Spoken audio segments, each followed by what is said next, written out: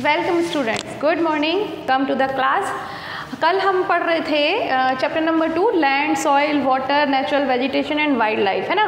और हमने क्या पढ़ लिया था कि हमारी पूरी जो अर्थ है it contains 70% of water on it, है ना।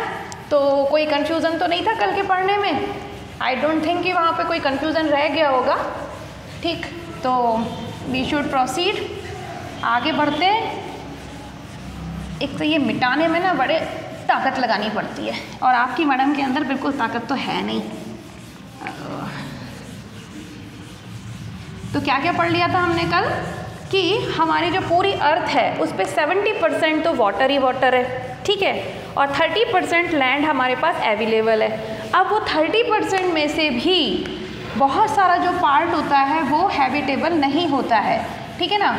उसको वो भी लगभग उस 30% का भी 70% लगभग इनहैबिटेबल है। इनहैबिटेबल मतलब क्या बताया था मैंने, जिसमें हम नहीं रह सकते, ठीक है ना। तो कैसे समझे थे हम कल इसको? सपोज करिए कि ये हमारी पूरी अर्थ है, ठीक। अब इसका 70% लगभग, तो 50% तो इतना हो जाएगा, तो मैं इतना ले लेती हूँ कम से कम। ये हाँ तो भरा हुआ है सब जगह वाटर, ठीक है। तो 70% तो हमारा क्या हो जाता था? वाटर। H2O लिख दूँ?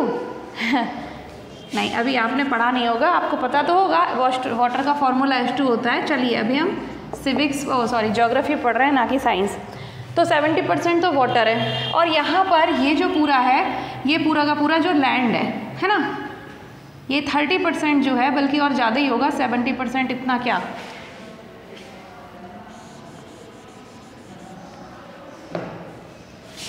इतना कर लेते हैं अपन, ठीक है। और ये जो है 30% लैंड है, इतना समझ में आ गया। अब अपन इस 30% लैंड की बात करते हैं। तो ये जो 30% लैंड है, मान लीजिए कि हम 30% लैंड की बात करें, या फिर इधर ही समझ लो, नहीं तो फिर कंफ्यूज हो जाओगे।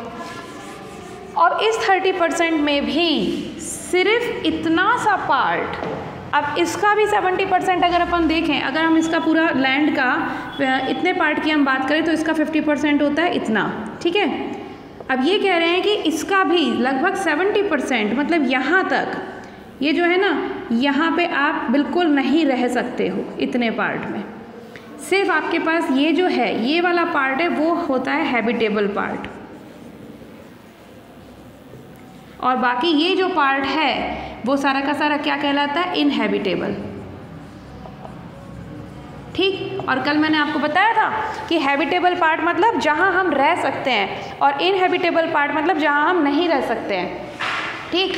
तो हैबिटेबल और इनहैबिटेबल क्यों होता है भाई? हैबिटेबल इसलिए होता है क्योंकि वहाँ पर हमारे लिए, हमारी लाइफ के लिए जो भी ज़रूरी चीज़ें हैं वो मिल जाती हैं, और इनहैबिटेबल इसीलिए होता है कि जो हमारी लाइफ के लिए ज़रूरी है वो वहाँ पर नहीं मिलती हैं। तो मैं इतने पार्ट को ग्रीन कर देती हूँ। सिर्फ इतना सा पार्ट है जिसमें हमने अपनी सारी दुनिया बसा रखी है। दुनिया मतलब इंसान ने अपनी सारी ज़रूरतें की चीज़ें कर रखी हैं इस्टेब्लिश। अब ये जो इनहैबिटेबल पार्ट था वो क्यों इनहैबिटेबल था, ये भी हमने कल पढ़ा था। क्यों? क्योंकि भाई या तो फॉरेस्ट है यहाँ पर, ठीक है, या फिर माउंटेन्स हैं यहाँ पर, डेजर्ट्स हैं यहाँ पर, और या फिर स्वैम्पी एरियाज़ हैं। स्वैम्पी एरिया समझते हो? बहुत मार्शी एरियाज़, मार्शी मतलब दलदल, जहाँ पे इतनी कीचड़ कीचड़ होती है, इतना पानी और कीचड़ भरा हुआ होता है कि कई जगह तो इतनी खतरनाक होती है कि अगर आपका पैर उसमें चला गया तो आप अंदर ही चले जाओगे, वापस आने का सवाल ही नहीं है, मर ही जाता है इंसान अंदर जाके। तो those areas are known as swampy areas, बहुत दलदल जहाँ होती है, ठीक है। तो कहने का मतलब क्या, इतनी धरती पर तो पानी पानी है। पानी कहाँ से भाई? ओशियंस हैं, रिवर्स हैं, और पता नहीं क्या क्या, तो वाटर बॉडीज़ हैं। इतनी जो अर्थ हमारे को मिली थी उसमें भी आधे से ज़्यादा 70% पे तो आधे से ज़्यादा जो लैंड है उसमें क्या कहते हैं, या तो फॉरेस्ट हैं, या तो डेजर्ट्स भरे पड़े हैं, या तो माउंटेन्स हैं, वैलीज़ हैं, स्वैम्पी एरियाज़ हैं, तो इंसान नहीं रह सकता। अब हमारे पास सिर्फ इतना लैंड मास है, इतना लैंड है जो कि हैबिटेबल है, जिस पे हम चाहे तो खेती बाड़ी कर लेते हैं, चाहे तो हम जानवरों को पाल लेते हैं, चाहे तो हम अपने घर बना लेते हैं, school, hospital, railway tracks, aerodrome, कुछ भी बना रखा है हमने, वो सब हमने इतनी जगह में कर रखा है, ठीक है। ये अपन ने कल पढ़ लिया था। अब हमने ये भी पढ़ा था कल, और क्या क्या पढ़ लिया था देखें एक बार।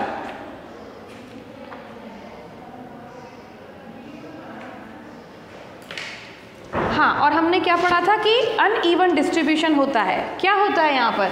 भाई ये तो मैंने आपको समझाने के लिए बता दिया। अब क्या है, जितना भी हमारे पास लैंड है उसमें अनइवन डिस्ट्रीब्यूशन होगा। क्यों? हर जगह एक जैसी पॉपुलेशन होगी क्या? ज़्यादातर लोग कहाँ रहना पसंद करेंगे? जहाँ पे प्लेन एरियाज़ हैं। माउंटेन के ऊपर कोई रहेगा नहीं, डेजर्ट एरिया में कोई रहेगा नहीं। हालांकि होते हैं लोग पर बहुत कम पॉपुलेशन होती है वहाँ पे, ठीक है। स्वैम्पी एरियाज़ में तो कोई नहीं रहेगा। इसी तरह से हम डेजर्ट्स में आ जाते हैं, या फिर हम माउंटेन्स की बात करें, फॉरेस्ट में जाएँ तो फॉरेस्ट में भी कोई लोग नहीं रहते, बट वाइल्ड लाइफ मिलती है। तो वो जो पॉपुलेशन होती है, लिविंग पॉपुलेशन होती है, वो बहुत कम होती है, ठीक है। क्योंकि लिविंग पॉपुलेशन में सिर्फ हम नहीं आते हैं, जानवर भी आते हैं। तो फॉरेस्ट हमारे लिए यूज़फुल नहीं है, बट जानवरों के लिए। पर कितने जानवर होते हैं? इंसान की तुलना में तो कमी है ना। तो मतलब, और दूसरी बात, अगर हम ह्यूमन पॉपुलेशन की बात करते हैं तो जो फॉरेस्ट एरियाज़ होते हैं उनके आसपास बहुत कम ही लोग मिलते हैं। माउंटेन एरियाज़ होते हैं उनमें भी बहुत कम लोग मिलते हैं। डेजर्ट एरियाज़ में भी बहुत कम पॉपुलेशन होगी, है ना। स्वैम्पी एरियाज़ में तो मुझे नहीं लगता कि कोई रहता होगा, बट फिर भी उसके आसपास के एरियाज़ में भी बहुत कम पॉपुलेशन होती होगी। मोस्टली पॉपुलेशन कहाँ होगी? प्लेन एरियाज़ में, फील्ड्स में, जहाँ पर कि हमारी लाइफ फैसिलिटीज़ हमारी लाइफ के लिए सारी होती हैं और हम आसानी से वहाँ पे रह सकते हैं, ठीक है ना। ठीक है भाई, अब हम पढ़े थे, नेक्स्ट जो टॉपिक था वो था लैंड यूज़ पढ़ा था हमने। तो लैंड यूज़ क्या होता है कि हमने इस लैंड को अलग अलग तरीके से यूज़ किया है। जैसे कि एग्रीकल्चर के लिए यूज़ किया है, इंडस्ट्रीज़ इस्टेब्लिश की हैं, स्कूल्स बनाए हैं, हॉस्पिटल्स बनाए हैं। हमने अपना रेजिडेंशियल मतलब जहाँ हम रहते हैं, मतलब हमारे घर। एक तो मार्केट होता है ना। एक मार्केट जो होता है जिसमें दुकानें होंगी, कॉम्प्लेक्सेस होंगे, शॉपिंग मॉल्स होंगे, सिनेमा हॉल्स होते हैं, मॉल्स होते हैं, इंडस्ट्रीज़ होती हैं, स्कूल्स होते हैं, हॉस्पिटल्स होते हैं। वो सब क्या कहलाता है? कॉमर्शियल एरिया कहलाता है। और जहाँ हमारे घर होते हैं उसको हम क्या कहते हैं? रेजिडेंशियल एरिया कहते हैं, ठीक है। तो ये चीज़ आपको पता होनी चाहिए।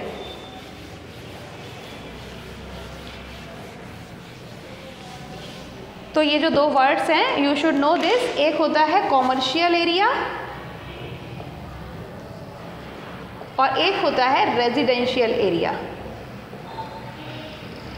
ठीक है। तो कॉमर्शियल एरिया में वही सब आ जाता है, पूरा मार्केट, मॉल्स वॉल्स जितने भी। और जहाँ हमारे घर होते हैं, जहाँ हम रहते हैं, वहाँ हम रेजिडेंशियल एरियाज़ बोलते हैं उनको। तो ये कह रहे हैं कि लैंड का यूज़ इन सब कामों के लिए किया गया। कॉमर्शियल यूज़ किया गया लैंड का, रेजिडेंशियल यूज़ किया गया लैंड का, मतलब हमने घर बनाए, अपने बंगलौज हों चाहे फ्लैट हों, कैसे भी घर बनाए हमने रहने के लिए। और कॉमर्शियली भी यूज़ किया, इंडस्ट्रीज़ बनाई, ट्रैक्स बनाए, रेलवे ट्रैक्स बनाए, रोड्स बनाई, जितना भी कुछ होता है सब कॉमर्शियल एरिया में आता है, ठीक है। अब हमने ये भी पढ़ा था कि दो तरीके से लैंड यूज़ होता है, कम्युनिटी लैंड और प्राइवेट लैंड, ठीक है ना। तो प्राइवेट और कम्युनिटी, यहाँ तक मैंने कल आपको पढ़ा दिया था। अब हम आगे बढ़ते हैं। इसमें लिखा हुआ है changes in the land use. तो changes in the land use क्या है भाई? समय के साथ लैंड को यूज़ करने के तरीके बदले हैं, obviously. Changes in the land use क्यों नहीं बदलेंगे? क्योंकि पहले जो इंसान था वो तो फूड गैदरर था, उसको तो सिर्फ फूड कलेक्ट करना होता था, उसको ना तो एग्रीकल्चर आता था, ना उसको कोई टेक्नोलॉजीज़ का पता था। तो वो फॉरेस्ट क्यों काटता? वो तो बस जंगल जंगल घूमा करता था और अपना फूड कलेक्ट किया करता था। या तो वो वेजिटेरियन, मतलब वो उस वक्त उन लोगों को पता नहीं था कि वेजिटेरियन क्या होता है, नॉन वेजिटेरियन क्या होता है। वो तो बस अपना नोमैड, जो आपने पढ़ा होगा अर्ली मैन, वो क्या करता था? बस जगह जगह घूमा करता था। कहीं उसे फल दिख गए वो भी खा लिए, पत्तियाँ दिख गई वो भी खा ली, कहीं जानवरों को मार के खा लिया। उसके बाद जब एग्रीकल्चर करना उसने सीखा तो उसने क्या सीखा? फील्ड को कल्टीवेट करना सीखा। और फील्ड को कल्टीवेट करने के लिए फील्ड को मतलब जगह को, अपनी जो लैंड थी उसको एग्रीकल्चर के लायक बनाने के लिए क्या करना पड़ता था उसको? पहले ये झाड़ जो होते हैं, जो बेकार के प्लांट्स उगे रहते हैं, है ना, ये जो बुशेज़ होती हैं उनको हटाता था वो, ठीक। उसके बाद कुछ फॉरेस्ट को भी काटना पड़ता था, उसको पेड़ों को काटेगा तभी तो प्लेन बनेगा, और जब धरती प्लेन होगी तभी तो हम कृषि कर पाएंगे, हम एग्रीकल्चर कर पाएंगे।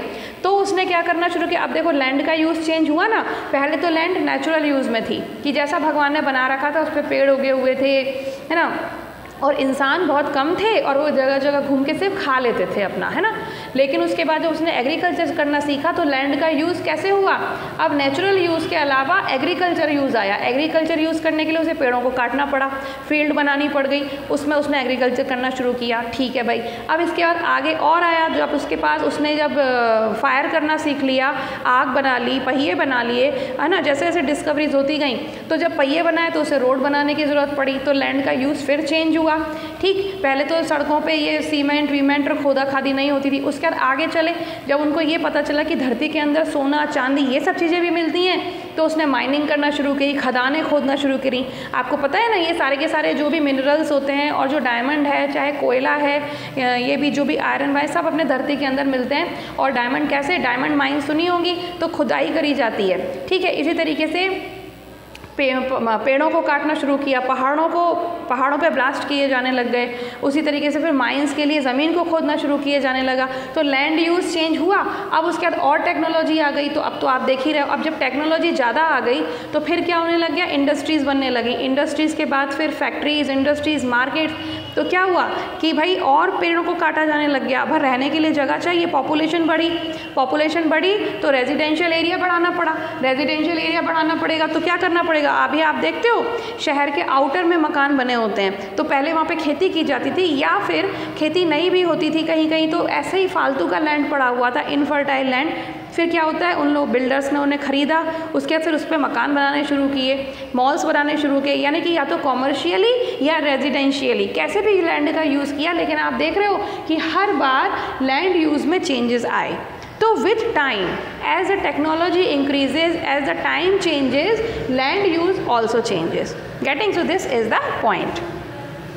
अब ये कह रहे हैं कि what are the factors which are responsible for the अच्छा, एक और कुछ पॉइंट्स हैं इसमें ये बता रहे हैं कि people are now using cultivable land for industrial and residential purposes। ये मैंने आपको बता दिया कि पहले जहाँ खेती की जाती थी, अभी वहाँ पे मकान बनाए जा रहे हैं, वहाँ पर कॉम्प्लेक्सेस बनाए जा रहे हैं, मॉल्स बनाए जा रहे हैं, सिनेमा हॉल्स बनाए जाते हैं, इंडस्ट्रीज़ बनाई जा रही हैं। तो ये सारे क्या कहलाते हैं, इंडस्ट्रीज़ या शॉपिंग कॉम्प्लेक्सेस या मॉल्स, ये सारे के सारे हम कॉमर्शियल यूज़ कहते हैं इसको, है ना। तो lands are getting commercially used, उनको कॉमर्शियली यूज़ करने के लिए यूज़ किया जा रहा है। और या तो फिर जो बिल्डर्स हैं वो घर भी बना रहे हैं, बड़े बड़े मकान बना रहे हैं, फ्लैट्स बनाए जा रहे हैं, तो रेजिडेंशियल एरिया बनाया जा रहा है। किसको काट के, पेड़ों को काट के। और जो कल्टीवेबल एरिया था, कल्टीवेबल एरिया मतलब जहाँ पर कि खेती की जा सकती है, ठीक है, तो उनको भी हटाकर इंडस्ट्रीज़ और घर वगैरह बनाए जा रहे हैं। अच्छा, अब एक बात और है सोचने वाली कि इस तरीके से जो लैंड का हम यूज़ करते जा रहे हैं कि भाई कल्टीवेबल एरिया को हटा दिया, काट दिया, पेड़ों को काट दिया, मकान पे मकान बनाए जा रहे हैं, इंडस्ट्रीज़ बनाए जा रहे हैं, तो उनसे क्या कोई नुकसान भी हो रहा है कि नहीं, बहुत नुकसान हो रहा है। ठीक है, अब आपके पास कुछ टर्म्स आ रही हैं, वो मैं आपको समझा रही हूँ, ध्यान से समझना। एक होता है डेजर्टिफिकेशन,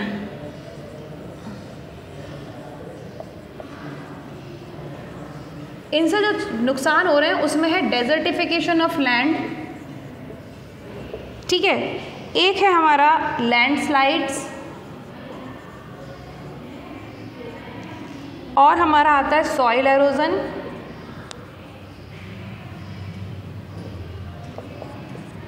ये कुछ और भी बहुत सारी चीज़ों की प्रॉब्लम से अभी समझाती हूँ। तो ये कह रहे हैं कि जब हम लैंड यूज़ इस तरह से कर रहे हैं, ठीक है, अब हमारी पॉपुलेशन इतनी ज़्यादा हो गई है, आजकल की जो लाइफ स्टाइल है वो ऐसी हो गई है कि बिना इंडस्ट्रीज़ के हम काम नहीं कर पाएंगे, क्योंकि इंडस्ट्रीज़ में ही गाड़ियाँ बनती हैं, इंडस्ट्रीज़ में ही कारें, मोटरसाइकिल, मोबाइल, सब कुछ इंडस्ट्रीज़ में तो बन रहा है। क्या हम कार, मोबाइल, अपने इन सारी चीज़, एसीज़, इन सब चीज़ों के बिना रह पाएंगे? नहीं। तो क्यों? क्योंकि हमारी आदतें ऐसी हो गई हैं, है ना, हम ऐसे ही रहना सीख गए।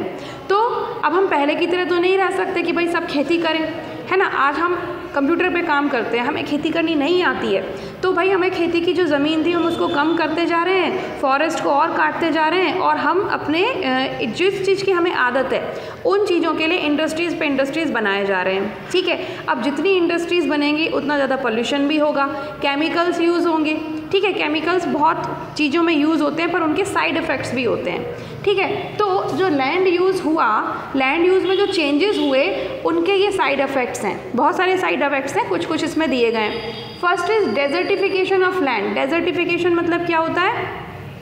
जब आप किसी भी क्रॉप फील्ड को, जहाँ पर कि फर्टाइल लैंड था कभी, अगर हम उस पर केमिकल्स यूज़ करने लग जाएं, इंडस्ट्रीज़ बनाने लगे, अब इंडस्ट्रीज़ से क्या निकलता है? केमिकल्स और धुआं ही तो निकलता है। आपके लिए यूज़फुल चीज़ें बन जाती हैं, लेकिन उसके जो बाय प्रोडक्ट्स होते हैं, उसके जो रिजल्ट्स होते हैं, उसमें क्या होता है? बहुत सारे केमिकल्स निकलते हैं, बहुत सारी हार्मफुल चीज़ें निकलती हैं, नदियों का पानी गंदा होता जा रहा है। जो हम पॉलीथीन्स यूज़ करते हैं, पॉलीथीन हम कहीं पर भी फेंक देते हैं, उससे क्या हो रहा है? जो हमारी सॉइल होती है वो इनफर्टाइल होती जा रही है। इनफर्टाइल का मतलब पता है क्या होता है? इनफर्टाइल का मतलब होता है कि अब वहाँ पे और क्रॉप प्रोडक्शन नहीं हो सकता है ना। The land is can not be use for agriculture, वहाँ पे plants can not be grown on the land, that type of land is known as infertile land. ठीक है, अब जब इनफर्टाइल हो जाती है और प्लांट्स हमने काट दिए तो क्या होगा? डेजर्ट बन जाएगा। पहले आपको पता है ये राजस्थान कोई डेजर्ट नहीं था, अब बाद में जाकर बहुत सालों बाद ये डेजर्ट बन गया था। इसे कहते हैं डेजर्टिफिकेशन ऑफ लैंड। जब कोई फर्टाइल लैंड, अच्छी खासी हरी भरी धरती, हमारे ओवर यूज़ के कारण हमने उस पर बहुत ज़्यादा इंडस्ट्रीज़ बना दी, या फिर हमने बहुत ज़्यादा पेड़ों को काट दिया, डिफॉरेस्टेशन जिसको आप सुनते होंगे, डिफॉरेस्टेशन। डिफॉरेस्टेशन मतलब फॉरेस्ट को हटा देना, फॉरेस्ट को ख़त्म कर देना। ठीक है, तो इस तरीके के कामों के कारण क्या होता है? सूखा पड़ता है। सूखा पड़ना मतलब ड्रॉट, DROUGHT, ड्रॉट आ जाती हैं। जहाँ पेड़ नहीं होंगे वहाँ बारिश भी नहीं होगी।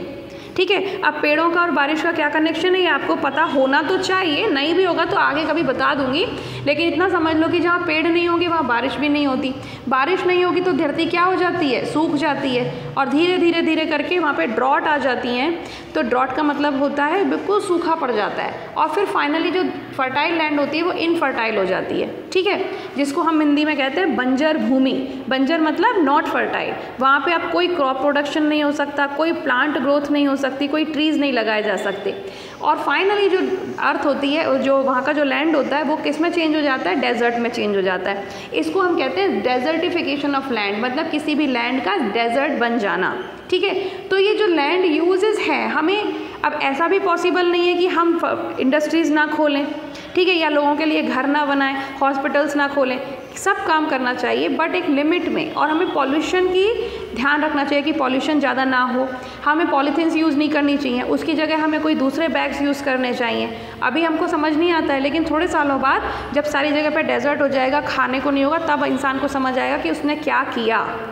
ठीक है, अभी तो कोई फ़र्क नहीं पड़ता क्योंकि अभी तो हमारी लाइफ चल रही है। ठीक, तो इस तरीके से हम लैंड यूज़ में चेंजेस तो होंगे, क्योंकि जैसे जैसे सोसाइटी चेंज होगी, जैसे जैसे हमारी लाइफ स्टाइल चेंज होगी, वैसे वैसे लैंड यूज़ में चेंजेस करने पड़ेंगे। पर हमें इस बात का ध्यान रखना चाहिए कि लैंड यूज़ में जो चेंजेस हों वो इतने ज़्यादा ना हो कि उनका अपोजिट इफेक्ट पड़ने लग जाए, उनका एडवर्स इफेक्ट पड़ने लग जाए। ठीक है, नेक्स्ट जो टर्म है वो है लैंडस्लाइड। लैंडस्लाइड आपने कभी टीवी में न्यूज़ सुनी होगी, आप देखते हो जो बड़े बड़े पहाड़ होते हैं उन पर से बड़े बड़े पत्थर आके गिरते हैं, बड़े रॉक्स के पीसेज आके नीचे गिरने लगते हैं, that is known as landslides. ठीक है, सॉइल एरोजन, सॉइल एरोजन आपने 4th क्लास में पढ़ा होगा आराम से, अगर ठीक से पढ़ा होगा तो। ठीक है, सॉइल एरोजन में क्या होता है?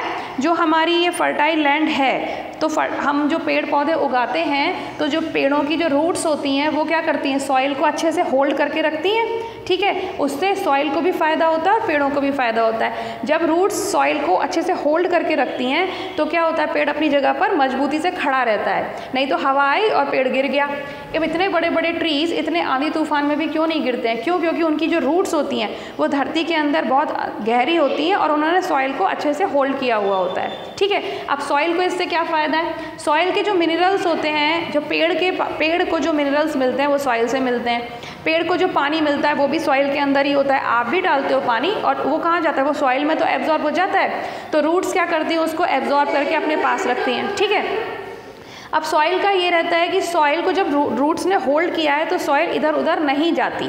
कितनी भी बारिश हो जाए, कितनी भी आंधी आ जाए, कितनी भी हवा चल जाए, सॉइल वहीं के वहीं रहती है। और वो जो सॉइल होती है वो फर्टाइल सॉइल होती है, इसीलिए उसके अंदर पेड़ ग्रो कर रहे हैं। ठीक है। उस सॉइल के अंदर बहुत सारे मिनरल्स होते हैं, विटामिन्स होते हैं, पानी होता है जो प्लांट की ग्रोथ के लिए अच्छा, और जब प्लांट्स अच्छे होंगे तो हमारे को भी मिनरल्स और न्यूट्रिएंट्स प्लांट से मिलते हैं। तो सॉइल का फर्टाइल होना ज़रूरी है। लेकिन अगर हमने प्लांट ही उखाड़ के फेंक दिए, डिफॉरेस्टेशन कर दिया, पेड़ ही नहीं है, उनकी रूट्स भी नहीं है, अब रूट्स नहीं है तो धरती तो खाली रह गई, सॉइल तो खाली रह गई, उसको होल्ड करने वाला कोई है ही नहीं।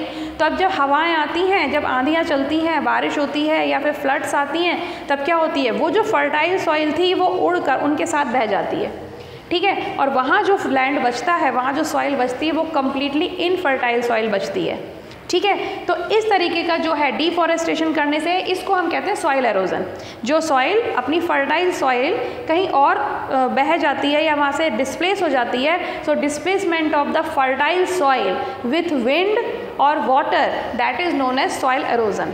अब हमारे पास क्या बचा, इनफर्टाइल सॉइल बची, ठीक है। So you can imagine how dangerous is this कि लैंड यूजेस हम करते हैं, लैंड यूजेस में चेंजेस भी होते हैं, but we have to take care कि हम जो भी यूज़ कर रहे हैं वो लिमिट में होना चाहिए। इन्वायरमेंट का ख्याल रखो, क्योंकि इन्वायरमेंट का ख्याल नहीं रख रहे हो आप, खुद का ख्याल रख रहे हो, क्योंकि इन्वायरमेंट ख़राब होगा तो हमारी लाइफ पॉसिबल नहीं है, दैट इज़ इट, ठीक है।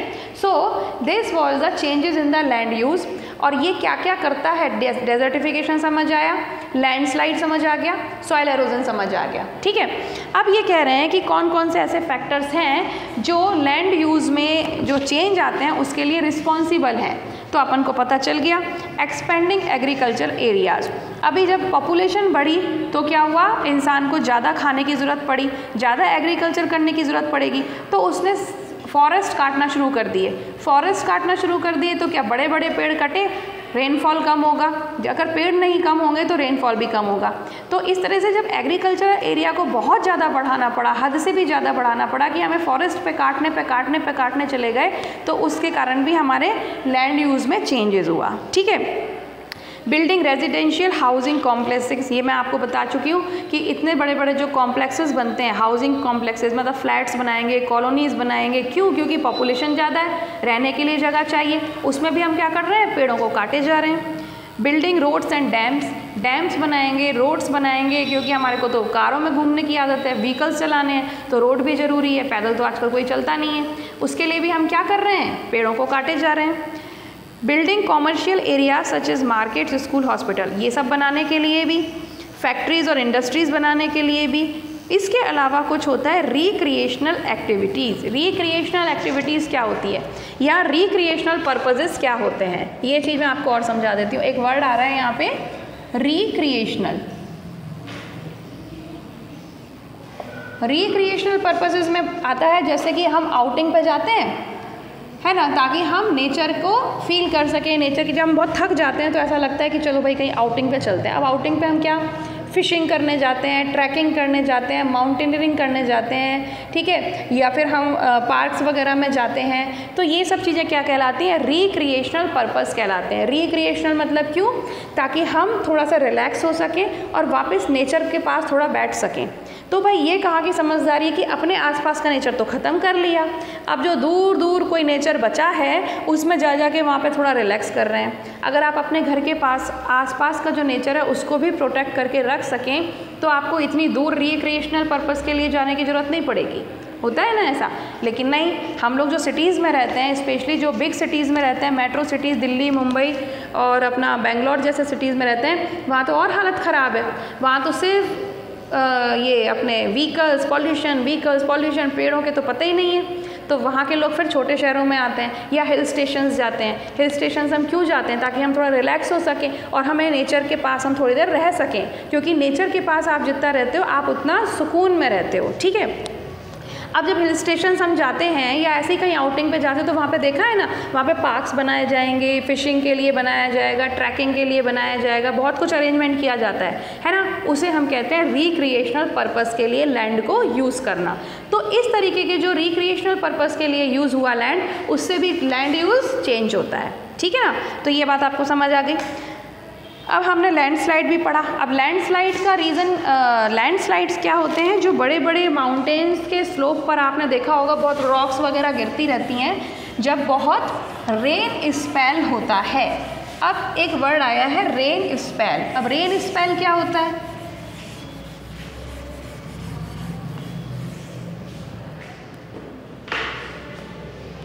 अच्छा, नेक्स्ट आता है हमारा क्या, लैंडस्लाइड्स। ठीक है, तो पहले लैंडस्लाइड क्या है वो समझ में आ गया आपको। Landslides are the geographical phenomena where large masses of rocks, debris, top soil of earth moves और स्लाइड्स डाउन अ स्लोप। अब पहाड़ों पे से रॉक्स गिरते हुए देखा है आपने। इसके अलावा कभी कभार क्या होता है, ये अपना रॉक्स, डेब्रिस या टॉप सॉइल, जो टॉप सॉइल होती है हमारी, जो फर्टाइल सॉइल होती है उसे हम टॉप सॉइल भी कहते हैं। ठीक है, मालूम नहीं आपको पता है कि नहीं, लेकिन आपको ये मालूम है कि जो हमारी सॉइल हमें जो दिखाई देती है, ठीक है, वो एक पर्टिकुलर दूरी तक, पर्टिकुलर डेप्थ तक ही फर्टाइल होती है। मतलब जो अभी हम ट्रीज़ या प्लांट्स उगा रहे हैं, वो प्लांट्स वगैरह जो होते हैं ना, या कोई भी ट्रीज़ वगैरह होते हैं, वो एक पर्टिकुलर डेप्थ तक ही उगते हैं। ठीक है, और जहाँ तक ये फर्टिलिटी होती है, यहाँ मतलब उस पर्टिकुलर जगह को ही हम क्या कहते हैं, upper soil, upper layer of soil कहते हैं। ठीक है, जब आप अर्थ का स्ट्रक्चर पढ़ते हो तब आप देखोगे अपर लेयर ऑफ सॉइल, या हम इसको टॉप सॉइल भी कह सकते हैं। मतलब मैं आपको एक आइडिया दे रही हूँ। एग्जैक्टली मेरे ख्याल से आपने 7th में पढ़ा होगा शायद कि सॉइल के कितने लेयर्स होते हैं। नहीं होगा तो पढ़ा दूंगी कभी, बट अभी फ़िलहाल आप इतना समझ लो कि जो टॉप सॉइल होती है, मतलब जिसमें हमारी फर्टाइल सॉइल होती है, उसका भी कभी कभी डिस्प्लेसमेंट हो जाता है अपनी जगह से। जैसे कि सॉइल एरोजन भी होता है, उसकी उसी तरीके से एक तरीके का डिस्प्लेसमेंट हो जाता है, जिसको कि हम लैंडस्लाइड के अंदर गिनते हैं। ठीक है, तो movement of top soil, movement of debris, या फिर मूवमेंट ऑफ बिग रॉक्स, जो भी पीसेस ऑफ रॉक्स होते हैं, तो अपनी जगह से उनका जब डिस्प्लेसमेंट होता है, या फिर हम मूवमेंट देखते हैं माउंटेन की स्लोप्स पर, उसे हम लैंडस्लाइड कहते हैं। ठीक है, अच्छा, इसके बाद ये कह रहे हैं कि कौन कौन से फैक्टर्स हैं जो कि लैंडस्लाइड के लिए रिस्पॉन्सिबल हैं, क्यों होता है लैंडस्लाइड। तो first is a long spell of rainfall. Spell of rainfall समझते हो क्या होता है? स्पेल ऑफ रेनफॉल का मतलब होता है अगर कहीं 15 दिन तक लगातार बारिश होती है तो हम उसको कहते हैं स्पेल ऑफ रेनफॉल। अब जब इतनी बारिश होती है कहीं, जैसे अभी जयपुर में भी हुई थी थोड़े दिन पहले, वो स्पेल नहीं था, वो तो एक ही दिन हुई थी, बट आपने देखा था कितना नुकसान हो गया था लोगों का, है ना। इसी तरीके से जब बहुत अंधाधुंध बहुत तेज़ बारिश होती है कहीं पर, और 12-15 दिनों तक एटलीस्ट होती है, तब हम उसको कहते हैं स्पेल ऑफ रेनफॉल। ठीक है, तो इस तरीके की रेनफॉल के कारण कई बार लैंडस्लाइड्स हो जाते हैं। इसके अलावा क्या होता है, एरोजन, सॉइल एरोजन के कारण भी लैंडस्लाइड्स होते हैं। ठीक है, क्योंकि ये वाली बात आ गई ना, टॉप सॉइल का जब अपनी जगह से डिस्प्लेसमेंट होता है तो वो सॉइल एरोजन ही है, और उसके कारण लैंडस्लाइड होता है। इसके बाद फिर होता है जहाँ पर कि एरियाज़ बहुत अर्थक्वेक ज़्यादा आते हैं, फ्लड्स ज़्यादा आती हैं, वोल्केनिक एरप्शन मतलब ज्वालामुखी फूटते हैं, वहाँ पर लैंडस्लाइड होगा ही होगा। अब ये अर्थक्वेक क्यों आते हैं? कुछ तो ये नेचुरल होते हैं, और कुछ हमारी एक्टिविटीज़ के कारण, जो हमने इतना पोल्यूशन फैला रखा है, जो हम डिफॉरेस्टेशन किए जा रहे हैं, तो पूरी अर्थ को हम, पूरी जो नेचर है हम उसको डिस्टर्ब कर रहे हैं। अब नेचर में तो हम भी तो नेचर ही हैं, हम नेचर से अलग तो है नहीं, पर ये समझने के लिए हम तैयार नहीं हैं। अगर नेचर डिस्टर्ब होगा तो क्या हम सही रह जाएंगे? अगर पेड़ नहीं होंगे तो क्या हम रह पाएंगे? So this is a point. ठीक है, loss of absence of vegetative growth and soil nutrients. अब फिर वही वाली बात आ गई कि जिस सॉइल के अंदर सॉइल एरोजन होने के कारण उसके न्यूट्रिएंट्स सब गए, क्योंकि सॉइल एरोजन में क्या होता है, हमारी जो फर्टाइल सॉइल होती है, जो न्यूट्रिटिव सॉइल होती है, वो तो बह जाती है, वो तो वहाँ से डिस्प्लेस हो जाती है। हमारे पास क्या बचता है? बेकार की सॉइल और बेकार का लैंड जो बिल्कुल फर्टाइल नहीं है। तो इस कारणों से भी, सॉइल एरोजन से भी, और जो हमारे पास वेजिटेटिव लैंड है जिस पे कि हम क्रॉप प्रोडक्शन कर सकते हैं, खेती कर सकते हैं, वो सब जब नहीं होती है तब भी लैंडस्लाइड्स होती हैं। यानी कि सॉइल एरोजन जिसमें कि हमारे को टॉप सॉइल का लॉस होता है, उसके कारण भी लैंडस्लाइड्स होते हैं। ठीक है, इसके अलावा हम जो कंस्ट्रक्शन पर कंस्ट्रक्शन किए जा रहे हैं, डिफॉरेस्टेशन किए जा रहे हैं, माइंस के लिए ब्लास्ट करने पड़ते हैं बड़े बड़े, है ना, तब जाके अंदर इतनी अब ऐसे खोदने तो बैठेगा नहीं कोई 100 किलोमीटर तक जाके, ताकि हमें कोई हीरा मिल सके अंदर से। तो माइंस जब बनाई जाती हैं तो क्या किया जाता है कि वहाँ पर ब्लास्ट किए जाते हैं, और ब्लास्ट क्या, केमिकल्स भी हैं ब्लास्ट के अंदर। ब्लास्ट जब होता है तो केमिकल्स ही तो होते हैं, जब केमिकल आएगा धरती पे तब तो नुकसान ही होना है। और जो हैवी मशीनरी चलती है उसमें जो वाइब्रेशन होते हैं, जैसे कि एरोप्लेन उड़ता है, कितना ज़ोर से आवाज़ करता है, कितना वाइब्रेशन होता है। वाइब्रेशन का मतलब, अब आपको लगा मैडम कहाँ वाइब्रेशन होता है, हम तो नहीं हिलते। वाइब्रेशन का मतलब ऐसा नहीं कि इतना वाइब्रेशन हो कि आपको पता चले, लेकिन आप फिर भी देखना, आप जब मोटरसाइकिल पे होते हो तो वाइब्रेशन होता है, ठीक है, थोड़ा थोड़ा होता है भले ही। आप जब एरोप्लेन की आवाज़ सुनते हो तो पूरा कितना तेज़ शोर होता है उसका कि पंछी बेचारे बिल्कुल घबरा जाते हैं। तो ये सारे वाइब्रेशंस होते हैं, ये भी लैंडस्लाइड के कारण बनते हैं। These are all responsible for the landslides. Damage to life and property on large scale. अच्छा, इसके बाद ये इफ़ेक्ट्स बता रहे हैं। अब डेफिनेटली अब आप इसके इफ़ेक्ट समझ सकते हो कि लैंडस्लाइड्स होंगे तो क्या क्या इफ़ेक्ट होगा। बहुत सारी प्रॉपर्टी और बहुत सारी लाइफ का, प्रॉपर्टी मतलब पैसों से नहीं है, प्रॉपर्टी का मतलब होता है जो नेचुरल प्रॉपर्टी है हमारे पास। पेड़ हमने काट दिए, धरती हमारी बंजर हो गई, वो उसका डेजर्टिफिकेशन हो गया, प्लांट्स हमारे पास बचेंगे नहीं तो हमारी ज़िंदगी कहाँ जाएगी, नॉट पॉसिबल।